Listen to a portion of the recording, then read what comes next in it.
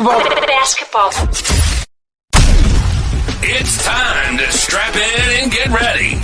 The Insight NBA team is in the arena, bringing you the ultimate play-by-play on who's hot and who's not to help you win your leagues and dominate your mates.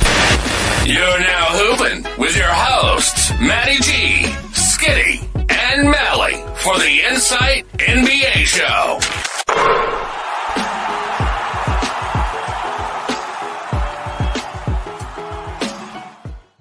G'day everyone and welcome to the Insight NBA show. I am one of two Matties to bring this to you for the pickup each and every week where we look at the Malley. We said 25 guys last week and we ended up going like over 30, wasn't it? Yeah, there's a lot of guys out there. And I guess if we give you a big list and you can find a couple in your league, that's the thing. We don't know what's going on in your league. We don't know your league depth size. We don't know how competitive it is.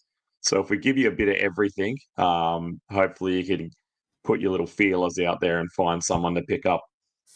And this week is a massive pickup week. If we have a look at the schedule, because by the time you're listening to this, we are in brand new week. We are in week 5, which means, Malley, at the end of this week, basically in a lot of leagues, we're at the quarter way mark. Because some leagues just shut down at week 20 and then move to playoffs.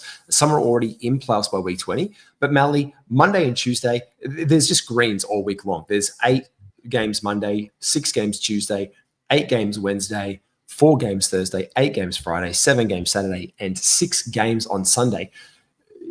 As a man who salivates for waiver wire ads, isn't this like a week that you're rubbing your little sweaty palms together going, give me more ads, give me more waivers? Yeah, you said rubbing, and then you just kind of pause there for a minute, mate. I didn't know where you were going. But yes, I am very excited about this week. I love that sea of green. It's it's pickups aplenty, and I don't have to stress too much about when I can fit them in. Obviously, it's still worrying about if I can get some value for my some bang for my bucks, if I can get some back to backs or some play one, miss one, play one type setups.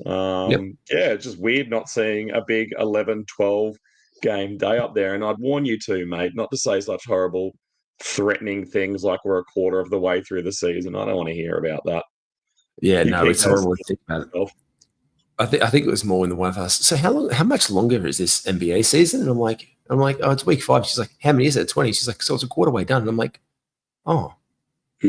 Oh, thanks, honey. Brutal, but it's never too late to join our Patreon. Make sure if you haven't yet, this is what we've got for you. Want to take your fantasy sports game to the next level? Insight Fantasy Sports are bringing you exclusive content all year round, such as preseason draft guides, player rankings, waiver wire advice, statistical deep dives, priority podcast questions, and tons more. So what are you waiting for? Get full access to the experts. Go to patreon.com/Insight Fantasy Sports and subscribe to Insight Unlimited today. I know that we used this before the season came in when we were doing the season previews, but I think we should use this for it because all these guys we're going to talk about, they really are the best of the rest that are available in waiver wires. So let's call this to 30 plus guys tonight, the best of the rest. You're simply the best. These are 30 guys that we could see some action on this week, and you've got a bunch of willies. We have, look at these bills. It's just a big bill for Bonanza. Do we call it? What do you call this many Williamses? I just added a bunch of S's on the back of it. This is a bunch of Williams. Yeah, you pluralized your plurals, mate, and we love it. But yeah, look at this list here. Like we've got Big Bobby Williams, so he's Bob Bill, which is an impressive shortening. He's the third one of his kind, which means they've really worked out all the kinks. They're getting some absolute premium Mr. Williams here. But like he played big minutes again today. You never know with Ayton when they're going to roll him back out. But I think we're starting to see a little bit of a taste of what the end of the year will look like for Portland, where we're getting some more Robbie Williams minutes. So yeah. I think a lot of the guys that we're going to show tonight are like, it's the here and now. It'll help you this week and maybe next if you're lucky. But then there's some guys like Rob Williams who are longer term pickups that if you've got a deep enough bench, or you're up to a 4-0 start or a 3-1 start, and you've got a little bit of flexibility, and you want to start securing up some pieces for later down the track, I think he's a pretty great place to start. Yeah, absolutely. Here's why he is heading up the list this week. And what you can see on these percentages for those who are watching, we'll run by them and break them down each one by one. What you see up here is their Yahoo, then ESPN, then Fantrax ownership. So he was 25%, 16%, and 5% owned at last look today. I'm pretty sure now the Fantrax dial on Old Mate has moved, and I'll bring that up now over on Fantrax. Let's go, Robert. Should we call him the accountant, by the way? He just does sound, he's going up to 55% now, old Robbie Williams, over the past day. So he has absolutely risen up the rankings. We love him long-term, like you said.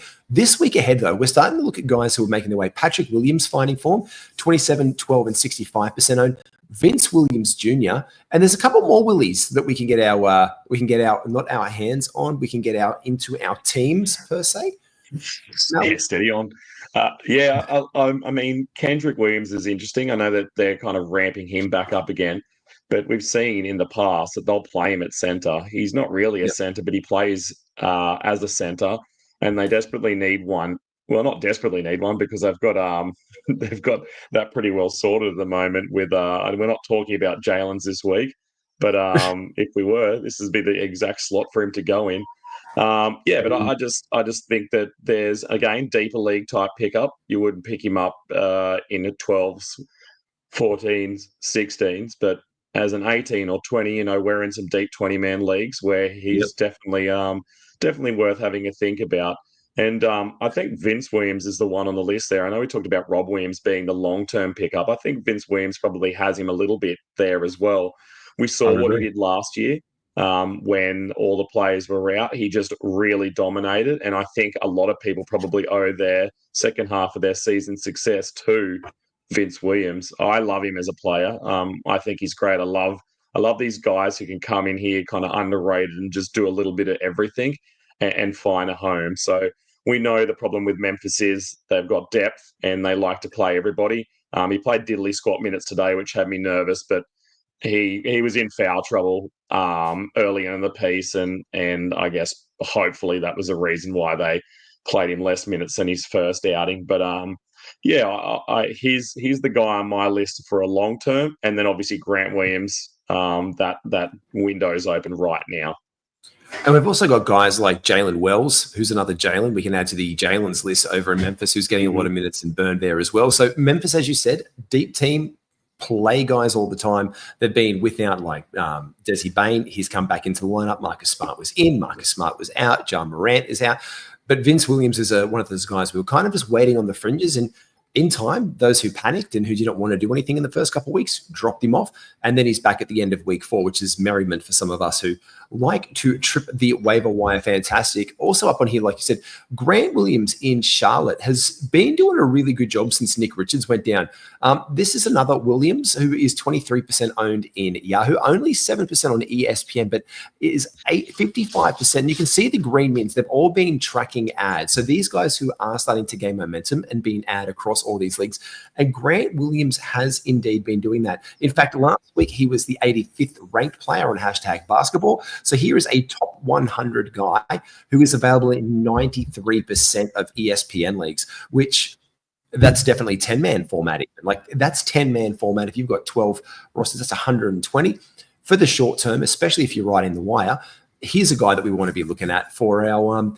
But this is not the only Williamses. So we've got Williamses to add and get into the rosters. Robert Williams III, Time Lord, Patty Williams in Chicago, playing really, really well. He has actually just been doing a top job, 82nd ranked player in the last week in fantasy. Vince Williams Jr., Kendrick Williams in OKC, especially this week because we come to OKC a little bit later, and Grant Williams. But Malley, there's a bunch of rookies making some waves, mate. This was a class we were skeptical of their impact. But there's a lot of pieces who are fitting a lot of teams and builds really well early on this season. And I think a lot of teams starting to to get to that part. Again, it's only early days as far as the NBA season plays out, but they're starting to take some risks. There's got a lot of guys who are taking advantage of coaches playing a deep roster. There's a lot of guys taking advantage of injuries aplenty.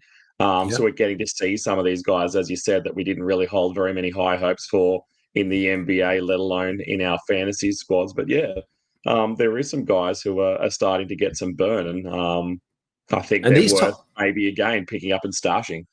and these top three are all yours. So talk us through these three guys that you like: Haporti, Kayshawn George, or it's Kayshawn George and Jared McCain. Talk us through these three blokes. Yeah, Huck Porty got a run the other day. He didn't play today, which is a bit of a bummer, but they've converted his contract over, so he's off his two-way now, which is kind of exciting. He's only an injury to Cat away from getting some good burn. We got to see what he did with those minutes, and he kind of stuffed the stat sheet, which was really cool. They're the kind of guys that always get my attention when they start to get some run.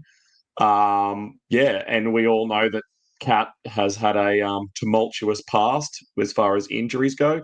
He's playing massive minutes. He's having to do a lot for this team, more than he's had to in his recent history. So Huck Porty, again, is probably one of those guys that you just want to be aware of because we know that he has fantasy value. Kayshawn George, I've had for a couple of weeks now, and I've been enjoying what he's being able to bring. Again, we know with confidence that if somebody leaves that starting lineup, as Kuzma did, that he'll be the guy to move into to that fifth role. He's another guy that, even though the shooting can be a bit up and down, he brings the defensive stats, which again certainly have their place. It's nice having a guy that when you know the shooting is off, that they're going to do other things. We've got lots of these guys in the league where if they don't shoot and they don't hit, then they don't do anything. So I think he's definitely a pickup. Who was my third guy? Your third guy is the McCain. You've done it again. I'm calling him the French fry for all of those in Australia who has enjoyed McCain's chips over the years, fresh from your freezer to you. Jared McCain, the French fry, absolutely a wondrous streak while Paul George and everyone was out. Paul George comes back into the lineup. Still plays well, still gets minutes, still gets buckets, and is an early rookie revelation for the 76ers. And I think the word you use there, which is most fitting as a descriptor, is the fact that it's a streak. I don't think that he's going to be able to keep trucking at this level. There's no way that he flew under the radar this much. He's on a team with three bona fide superstars when they're all get back and they are healthy.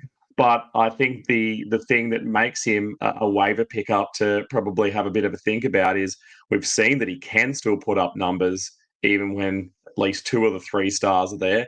And the rest of the team kind of sucks. So he's still going to get a run, I think, just because of the context he's in, it's not like he has to battle for a starting lineup spot. He's not going to be the first, second, or third guy on the team when everyone's healthy, but he doesn't need to be. And, they obviously, the coaching staff have found something that they like about him, and they know that he's a wild shooter, and he's done more than enough to be considered more than just a flash in the pan or a run. Over 4 games, he was averaging plus 500, 100% from the line on over 4 attempts, 4.5 threes, 28 points a game, 4.5 assists, and negligible turnovers, like 1.5 a game, which is someone when you're using in the guard and you're a rookie, you're used to coughing it up a lot more. It can be a lot tougher.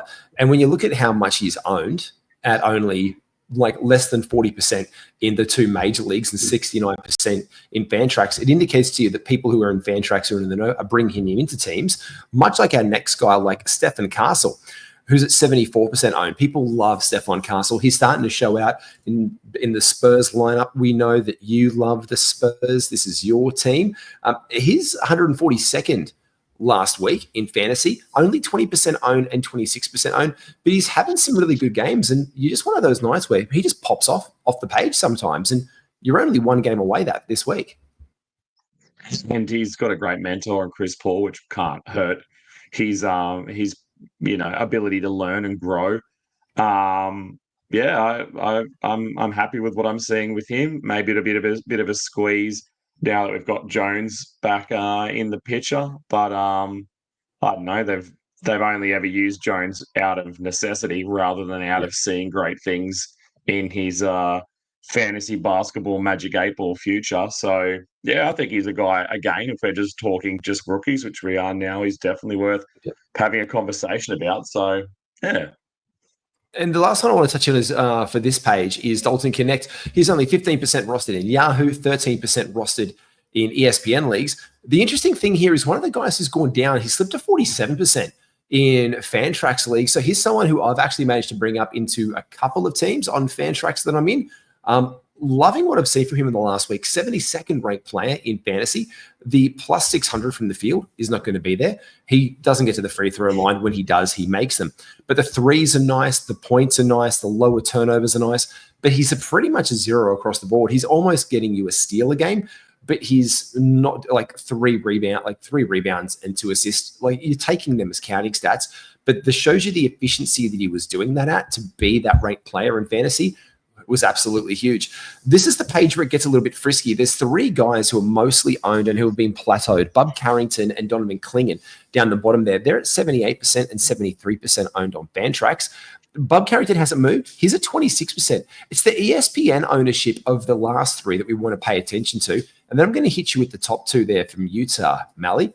So we've got Misi, who's only 19% owned in Yahoo, 6% in ESPN, and 62% owned in Fantrax leagues. Now, the New Orleans Pelicans needed him, and he got dropped on a lot of waiver wires after he had an absolute stinking game last week, which dropped him down in his value. But he still finished in 115 overall for the week. So still a big man who can get you some block shots, and we love that if he can. He's only down to 0.3 last week, unfortunately, but the 10 rebounds are nice and the 10 points are nice.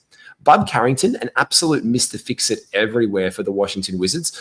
He was 129th last week. What was a shame was his low free throws. He barely hit them, which really dropped him down because he ended up only being 500. He didn't even get to take one a game, and then he hit half of them, and that just stinks your percentages up. But the 10 points is nice. The 7.8 rebounds is fantastic. The 3.4 rebounds I'll take for my guard. I'll take the 1.4 steals any day of the week. And also I love how he's working there with 5.2 assists. The 2 turnovers, we know he's a rookie point guard. He's going to get there. But this week, I just want to touch on a couple of these guys because Utah is making a lot of moves. And I don't know, Malley, if it was because they're just giving some extra burn to guys. And especially this week when we can look at the Jazz getting a little bit of burn, because we do look at where they fall and how many games that they have this week. And they do have, like, they're not a big game week, but I'm just interested in what Isaiah Collier offers, especially in my really deep formats, like those 200 league teams. I'm keeping my eye on him. He is not rostered barely at all on Yahoo, and he's like 0.3% on Yahoo and ESPN, which means you can do him because the shiny new toy is Filipowski. So everyone's been picking up him into the teams. As you can see, he's up to 19% ownership on Yahoo and 48% on Fantrax right now, and 6% plateaued on ESPN. But Collier is just a nice little point guard, nice little guard stats on your fringes there. So here's a name to keep our eye on, especially if Keontae George ever goes down again, or Jordan Clarkson is out for a couple of games. They're just giving him some burn. And the minutes that he's getting, for me, I've kind of been impressed by what I've seen from him. Yeah, he's built like an absolute brick shithouse too. The guy's like a cannonball. He just is all shoulders and no neck. But he's impressive to watch because he just kind of like rolls his way to the rim. And I think too, we know with Utah that they're obviously not smitten with Sexton. They're always just looking for a reason to turf that bloke. And they've obviously started leaning into a punt and not a punt. I was going to say, are they drafting in fantasy? Are they just drafting fantasy day early? Yeah. They've heeded people's wishes. So yeah, I think he's definitely one worth keeping an eye on. We like guys where we can see a pathway before the pathway opens up even further. And it's too late to grab guys like this after they've hit the big time. You know, kind of the thing about fantasy, you've got to take that risk. You got to get these guys who are sitting, these guys are in the 200s that are going to only stay there. There's no path to minutes. There's nothing that they're going to offer you more than what they are, and just go, well, you're the realistic kind of situation with them is they're never going to win you a league anyway. So you're never really going to kick yourself that hard if, they go ahead and play a slightly better game. That's why you pick up these Colliers and you pick up the Filipowskis, because we know that when they're getting minutes out there, they're only going to get better. And he was the 203rd ranked player last week in only 19 minutes. If that gets up to 26, he's going to up those statistics. His percentages last week were insane. Plus 700 from the field. Nuts. Perfect from the line. No really threes. 0.3, 4.8 points. But, a couple of assists in there, 2.8, a couple of rebounds, like you said. But the 1.3 steals was very impressive in his limited minutes there for Utah. These guys, we're going to talk about them on the rise, because these guys are ready to rise. Your opportunity.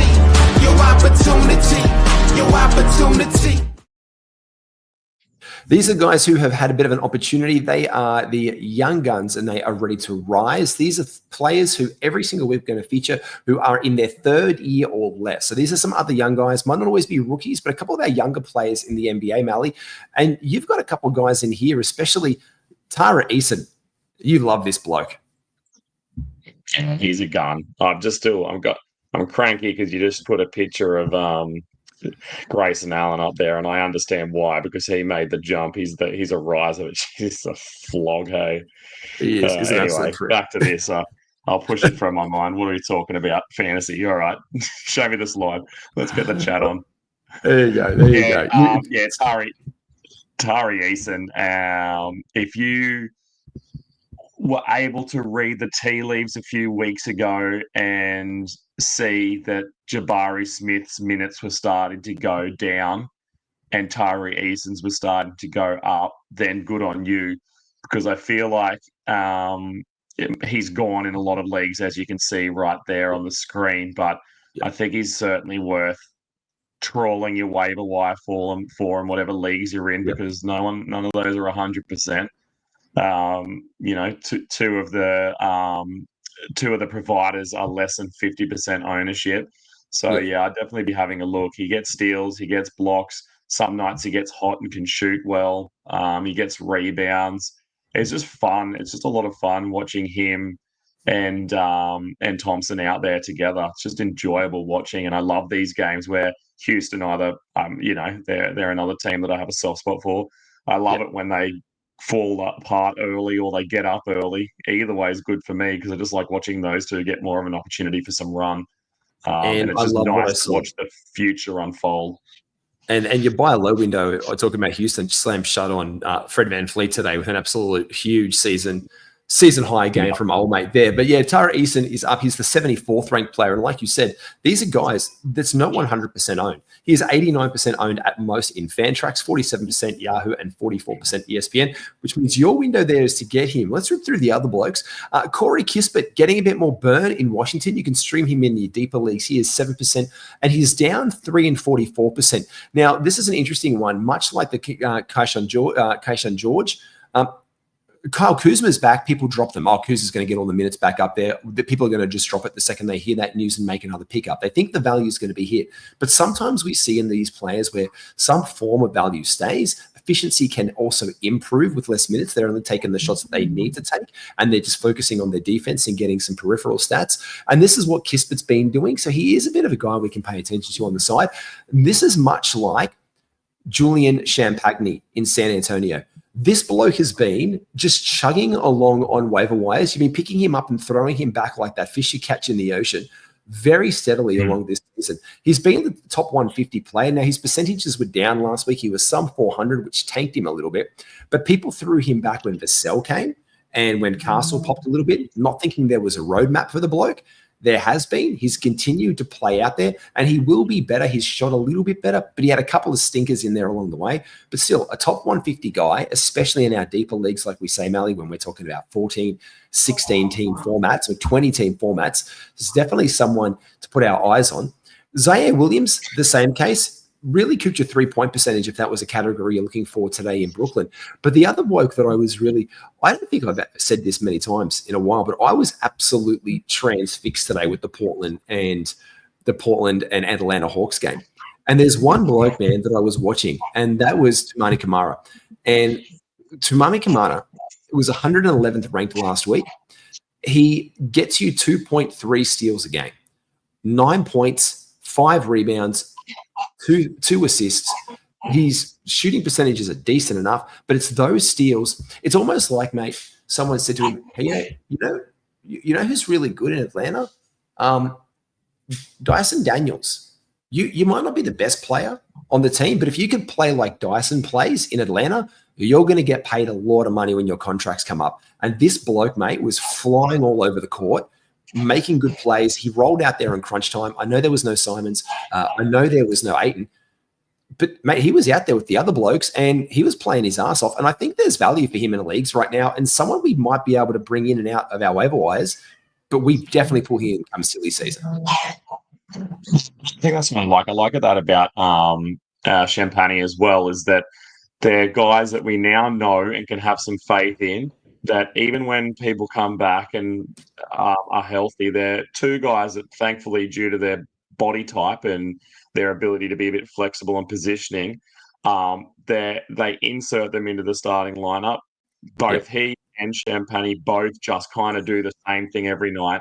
They're not terribly exciting, but at least you know what your baseline numbers are going to be. That's especially useful at the end of the week where you're like, do I play it safe-ish and get this guy, or do I roll the dice and get a guy who could do nothing or just be totally explosive? And I think there's definitely a place. I think you put it perfectly with Champagne, that I know personally I've picked him up and dropped him off I don't know, 8 times already, just over and over again, because no one else seems to want him. So I'm like, I'll use you over and over. Do we just call him Bubbles from now on because he's Champagne? We're going to call him Bubbles from now on.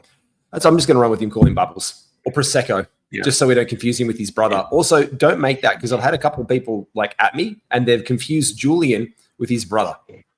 Justin, whoever his brother is in Washington, this is the one that plays for the San Antonio Spurs. Let's be very, very, very honest with that one. I think they should ban brothers playing in the league. You just have to get the best one of the family. I don't care how good you are. It's only one. The other thing that's confusing me at the moment, after we talked about them, is every time I see Dalton Connect out there, I can't tell which one is him and which one is Austin Reeves, because they look exactly the same. And then even worse, and I put that one first to avoid any sort of racism, because they're both white guys and I can't tell them apart. But the next two are just trouble as trouble can be. They even wear the same leg guard, which is freaking me out, is Castle and Devin Vassell. They've got the same haircut. They're the only two guys in the whole league who have the same haircut, and they just happen to be on the same unique haircut on the same team. So yes, it's very difficult watching. I'm like, oh no, wait, that's not my one. No, forget it. No, they're both running around the pineapple. Hey, this bloke last week, Malik Beasley, he has been absolutely elite. He was the 62nd ranked player in fantasy over the course of your past week for Detroit.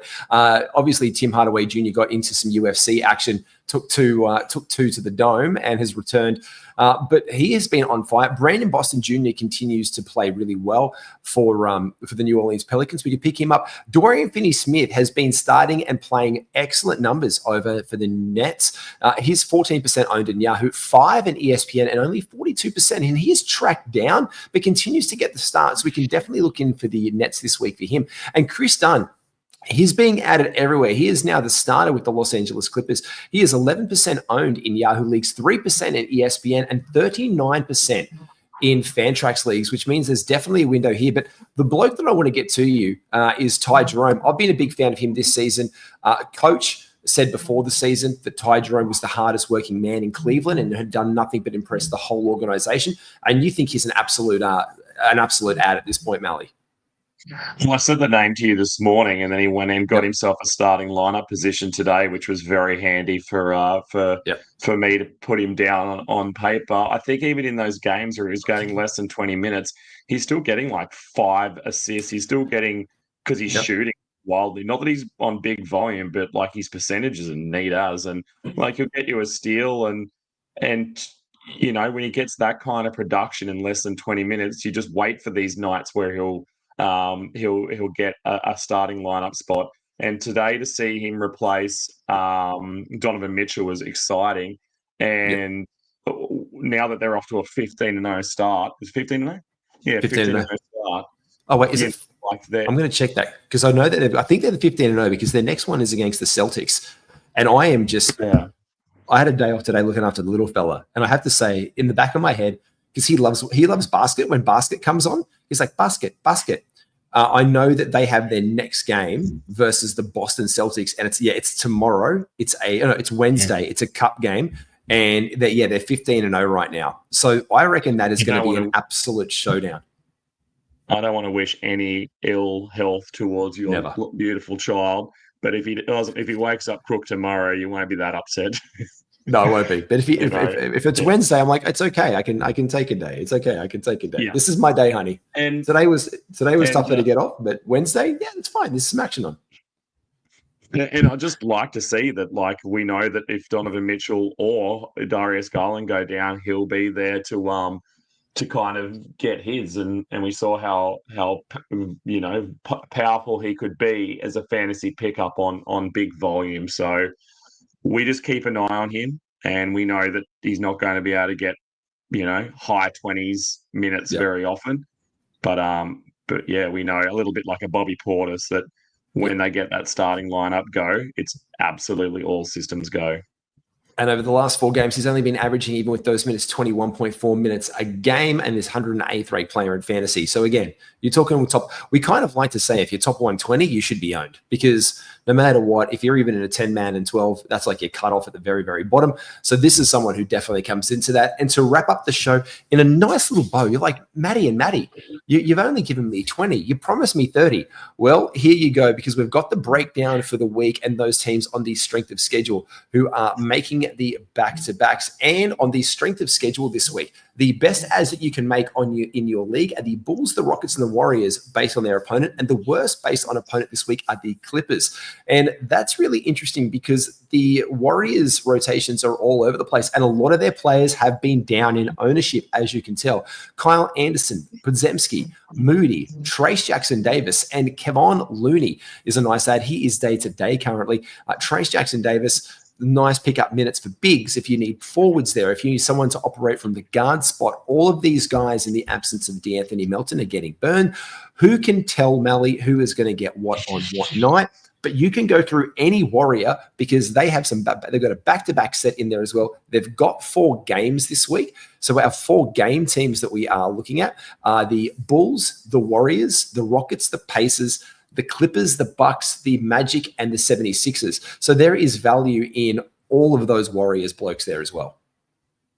Yeah, and I mean, it's the start of the week. This is the time you take your risks where, everything's yet to unfold. I think you take your favourite Warriors player and hope that it's their night up. And, yeah, if it works out, it works out. And if not, well, you've still got the other 5 days of the week to make a recovery. So, and like we said, there's plenty of action on as well. And with the Tuesday, Wednesday, 2 of our lower volume days are the Tuesday and Sunday with 6 games. There is a team that I really like, and guys who are getting burned, and who, if you play for this organization, you are going to do something on the floor and contribute to winning basketball, even though they took the L today. And it is the Oklahoma City Thunder. Now, they have the Tuesday, Wednesday back-to-back, and these guys are looking good to roll out their Thunder. Now, the good thing is they're against the Spurs on the Tuesday. Now, obviously, it's the Spurs. They're not the strongest team out there in the league. And then they